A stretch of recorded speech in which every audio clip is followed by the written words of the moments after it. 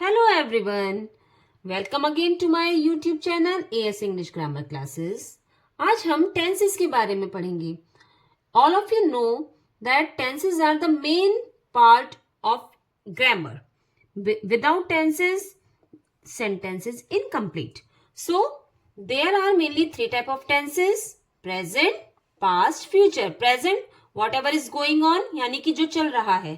Past, whatever has been done, जो बीत चुका. Future, जो आने वाला है. Each tense, present, past, future have 4 parts. It means total main tenses are 3 and इनके 4 parts हुए तो total हो गए 12. Simple present, present continuous, present perfect continuous. इसी तरह simple past, past continuous, past perfect continuous. Next, simple future, future continuous, future perfect continuous. Now we will learn about the rules, क्योंकि tenses बिना rules के incomplete हैं. Firstly, we will learn about simple present. Simple present के क्या rule होते हैं? Simple present में हमेशा verb की first form यूज की जाती है. S और ES सिंगुलर के साथ लगाते हैं. इसमें हेल्पिंग वर्ब डू और डज होती है. डू प्लूरल के साथ यूज होती है, डज सिंगुलर के साथ यूज होती है. फॉर एग्जाम्पल से ये एकदम क्लियर हो जाएगा. She eats food. She is singular, that's why we are using S और ES. As I have told you, जैसे मैंने आपको बताया, एस और ES हम सिंगुलर के साथ यूज करते हैं. तो she eats food. Eat is the main verb and we have put here S. So she eats food. Now they is plural. So they के साथ only first form of the verb is used. We will not use S or ES with plural. Next, negative sentences में she does not eat food. After she we will use helping verb. What is the helping verb? In simple present, do or does. So in negative sentences, we use subject. After that, we will use helping verb and then not and then main verb and then object. So she does not eat food. As it is with plural, we use do. They do not eat food. In interrogative sentences, helping verb हमेशा पहले आ जाती है. So we have put here do. Because they is plural, so they के साथ हम do use करते हैं, तो do they eat food. If there are WH sentences, question mark interrogative जो sentences हैं, अगर why या whom WH से start हो रहे हैं, तो हम उसमें सबसे पहले हम WH word यूज करते हैं. After that we always use helping verb, then subject, then main verb and then rest of the sentence. So why does she go there? Why हो गया हमारा interrogative WH word. After that we have used here helping verb, then subject she, then main verb go, then there. If there is negative sentence with interrogative, अगर interrogative में negative भी है, then where will we use? We will use after subject. Not is always used after subject. Why do you not do your work? तुम अपना काम क्यों नहीं करते हो? Next sentence. So simple present is clear. Simple present में हम first form of the verb use करते हैं. S और ES सिंगुलर के साथ लगाते हैं. प्लूरल के साथ हम कुछ भी नहीं लगाते. हेल्पिंग वर्ब इसमें क्या है? डू और डज. और हेल्पिंग वर्ब हम कहां पर यूज करते हैं? नेगेटिव एंड इंटरोगेटिव सेंटेंस में. नेक्स्ट आया प्रेजेंट कॉन्टिन्यूअस. प्रेजेंट कॉन्टिन्यूअस में हेल्पिंग वर्ब हो गई is am are plus first form, verb की फर्स्ट फॉर्म में हम ING लगा देते हैं. For example, she is eating food. She subject हो गया हमारा, is helping verb, eat main verb और फर्स्ट फॉर्म है ईट, इसमें हमने ING लगा दिया. Then it become eating and after that food. Next is they are not eating food. They plural है, प्लूरल के साथ हमने हेल्पिंग वर्ब आर लगाई, then not and then eat क्या हो गई हमारी? First form of the verb, इसमें हमने ING लगाया and then food. Next tense आया हमारा प्रेजेंट परफेक्ट. प्रेजेंट परफेक्ट में हम हैज और हैव का यूज करते हैं. Has is used with singular, have is used with plural, and after that we use third form of the verb. Has have में हमेशा थर्ड फॉर्म वर्ब की use की जाती है. For example, they have eaten food.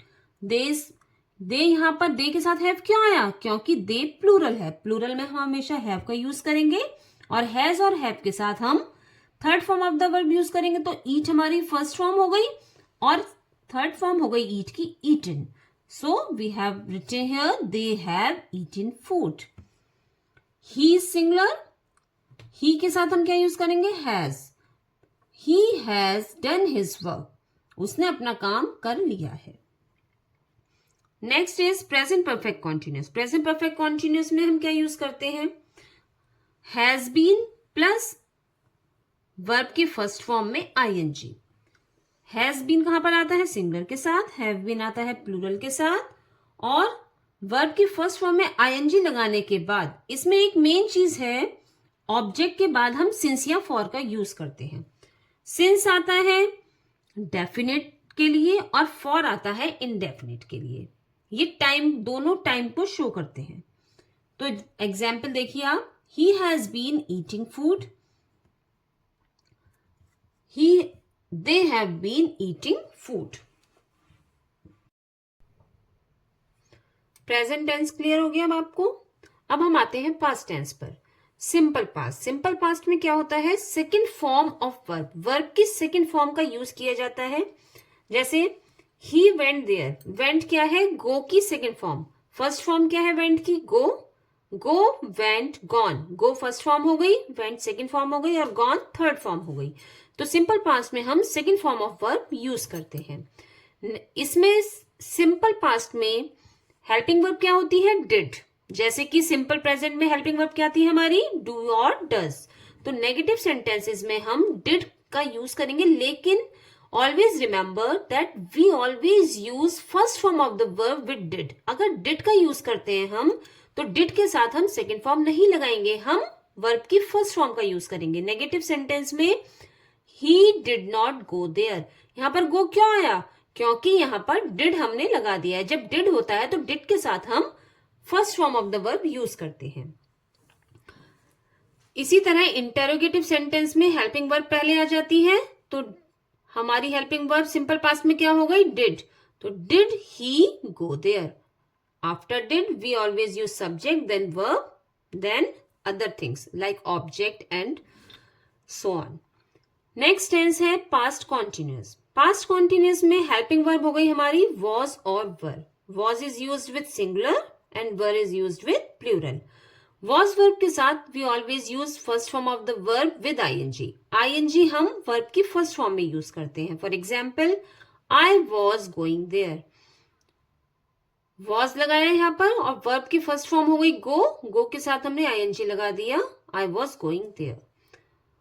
Interrogative sentence में as I have told you, जैसे मैंने आपको बताया, वॉज वर हेल्पिंग वर्ब हमारी पहले आ जाती है. तो हेल्पिंग वर्ब हो गई वर या was. According to the subject we will use you, क्योंकि प्लूरल है तो हम क्या करेंगे? वर्ब यूज करेंगे. तो were you going to market. Clear? अच्छा, ऑलवेज रिमेंबर, अगर नेगेटिव सेंटेंस है तो नेगेटिव सेंटेंस में हम हमेशा वर्ब के बाद नॉट का यूज करते हैं. Helping verb, whatever we are using helping verb, we always put not after helping verb. So was were यहाँ पर हेल्पिंग वर्ब है.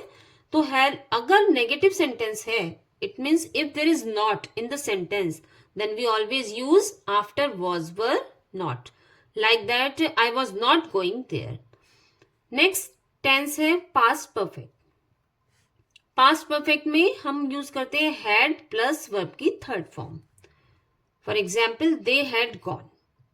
वे जा चुके थे. अच्छा, in case there are two sentences. Past perfect में कई बार दो सेंटेंसेस भी होते हैं. जैसे मेरे आने से पहले ट्रेन जा चुकी थी. मेरे स्टेशन पहुंचने से पहले वह वहां से जा चुका था. तो जब दो सेंटेंसेस का यूज किया जाता है पास्ट परफेक्ट टेंस में, तो पहला सेंटेंस तो हमारा हैड प्लस वर्ब के third form, it means past perfect में बनेगा. और सेकेंड सेंटेंस जो भी हमारा बनेगा वो we will use simple past. Second sentence हमारा सिंपल पास्ट में बनेगा. Simple past it means second form of the verb. For example they had gone to market before you arrived, वे तुम्हारे पहुंचने से पहले वे मार्केट जा चुके थे। इस सेंटेंस में दो सेंटेंसेस का प्रयोग किया जा रहा है। तो पहला सेंटेंस हमारा बना हैड प्लस वर्ब के थर्ड फॉर्म से, और सेकंड सेंटेंस हमारा बना सिंपल पास्ट यानी कि second form of the verb. Next है past perfect continuous. Past perfect continuous में हैड बीन यूज किया जाता है, और हैड बीन के साथ वर्ब की फर्स्ट फॉर्म में आईएनजी लगता है, उसके बाद ऑब्जेक्ट लगता है, और फिर सिंस या for. As I have told you, since is used for definite time and for is used for indefinite time. निश्चित समय के लिए सिंस का यूज करेंगे और फॉर करेंगे अनिश्चित समय के लिए। She had been crying for an hour, वह 1 घंटे से रो रही थी। 1 घंटा, कौन सा 1 घंटा? We don't know, so this is indefinite. So for indefinite we will use for. Clear? Now next tense is future tense. So we will use in simple future will or shall plus first form of the verb. Shall use किया जाता है I और we के साथ, और rest of the words और बाकी सबके साथ हम will का यूज करते हैं। For example I shall go to Delhi next month, मैं अगले महीने दिल्ली जाऊंगा। फ्यूचर है तो फ्यूचर के लिए हम विल या शैल का यूज करेंगे, वर्ब की फर्स्ट फॉर्म का यूज करेंगे, और आई और वी है तो शैल, और बाकी he she it any name we always use will. Next future continuous. Future continuous में विल और शैल यूज किया जाता है, उसके बाद हम बी का यूज करते हैं, देन फर्स्ट फॉर्म में आईएनजी लगाते हैं। For example she will be going to market in the afternoon, तो विल के साथ बी का यूज किया, और बी के बाद हम फर्स्ट फॉर्म में आईएनजी लगाएंगे। इफ देर इज नॉट, यानी कि अगर कोई नेगेटिव सेंटेंस है, तब हम विल और बी के बीच में नॉट यूज करेंगे। As I've told you that after helping verb we always use not. तो will shall plus not plus be plus first form में ing. For example, she will not be going to market in the afternoon. Next is future perfect. Future perfect में हम will have और shall have का use करते हैं plus third form of the verb. For example, she will have returned home by next month. Will have आया, will have it means this is future perfect tense, और will have के साथ हमेशा third form of the verb use की जाएगी। You always remember that अगर perfect tense है, whether it is simple, past or future, we always use third form of the verb. हमेशा perfect tense में third form use की जाती है, continuous में ing आता है, सिंपल जो होता है प्रेजेंट पास्ट फ्यूचर, उसमें उनके अलग अलग रूल्स होते हैं, यानी कि सिंपल प्रेजेंट में हम फर्स्ट फॉर्म यूज करते हैं, सिंपल पास्ट में सेकंड फॉर्म, और सिंपल फ्यूचर में will shall plus first form. Next is future perfect continuous. Future perfect continuous के रूल क्या हुआ? Will have been, shall have been plus first form में ING. For example he will have been cleaning the house for 2 hours. Got it? Now recall all the tenses once in a short way. एक बार हम दोबारा से बिल्कुल short में आपको बताती हूँ। सिंपल प्रेजेंट मेनली 3 तरह के सेंटेंस हुए, प्रेजेंट, पास्ट, फ्यूचर। तीनों के अलग अलग 4 पार्ट्स हुए। तीनों के ही पार्ट सेम हैं, simple, continuous, perfect and perfect continuous. Continuous में हम प्रेजेंट में हम लगा देते हैं is am are plus I N G, past में लगा देते हैं was were plus I N G, future में लगा देते हैं will shall be plus I N G. Next perfect. Perfect में हम क्या करते हैं? सिंपल परफेक्ट में हैज और हैव प्लस वर्ब की थर्ड फॉर्म, पास्ट परफेक्ट में हैड प्लस वर्ब की थर्ड फॉर्म, और फ्यूचर परफेक्ट में will have, shall have plus verb की third form. Next is perfect continuous. Present perfect continuous में हम लगा देते हैं हैज बीन और have been plus ING with first form of the verb. Past perfect में had been plus verb की first form में आईएनजी, और फ्यूचर परफेक्ट कॉन्टिन्यूअस में will have been, shall have been plus first form में I N G. अब मिलते हैं अपनी नेक्स्ट वीडियो में। Have a good day.